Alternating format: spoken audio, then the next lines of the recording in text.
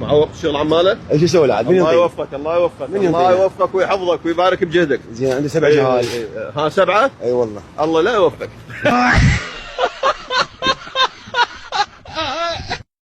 حياك. وين رايح؟ والله طالع للشغل انا. وياه؟ اي والله وياه، انا سايق تكتي. ها انت سايق تكتك؟ اي والله. توصله؟ اي واصله. عافية عليك. الله يحفظك. والدراسة؟ جاي ادرس. ها تدرس؟ اي ادرس واشتغل. بطل والله. اي والله. الله يحفظك. وين وصلت بالدراسة؟ والله الثاني متوسط مسائي. مسائي. أيوة. ما يخالف، انت يجوز واقع لك 2 3 مو؟ لا والله 4 سنين. شنو تجيب بطل بطل يا انت؟ لا بطل ولا اساس.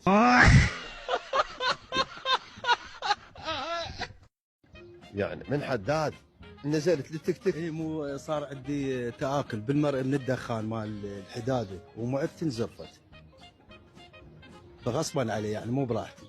شنو تاكل وارات مال اللحية؟ لا مو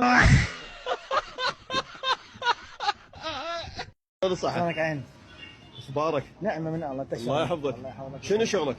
انا عندي معمل هنا مال ديباج.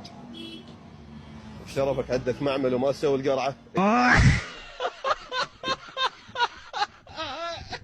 الموازنة يا موازنة، احنا ابوك النفط اخذوه والدنيا كلها اخذوها يا موازنة. والله انت مقدم على رعاية، تريد برميل نفط لو تريد راتب. عند استلام الحصة الطحين ياخذ الوكيل مثلا 2000 دينار.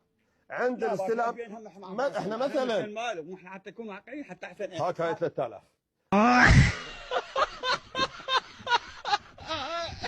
زين انت شو مخلي المناظر بطرف الخشم مو تباوع من فوق بعد الملابس المناظر. شو تسوي هنا؟